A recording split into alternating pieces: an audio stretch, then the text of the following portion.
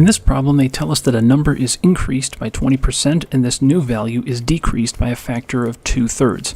The final result is 120, so determine the original number. Alright, so a number, we'll call that x, is increased by 20%. So that means we take x, whatever it is, and then we add 20% of x.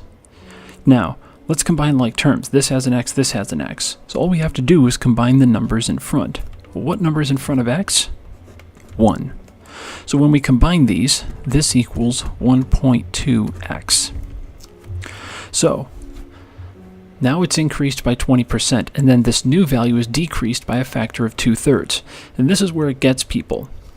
Because what we do is we take 1.2x, and then we subtract 2/3 of it. That's what that means.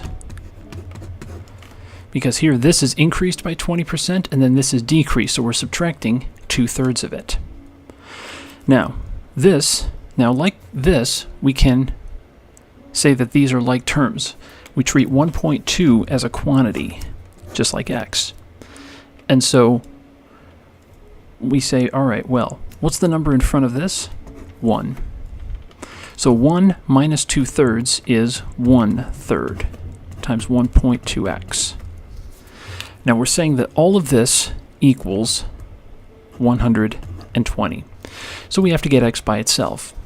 So the first thing is we have to get rid of the 1/3. So if we multiply both sides by 3, that's going to cancel out the 1/3 and leave us with 1.2x equals 360. And then, to get x by itself, we divide by 1.2. And when we do that, we get x equal to 300. There's our answer, and we're done.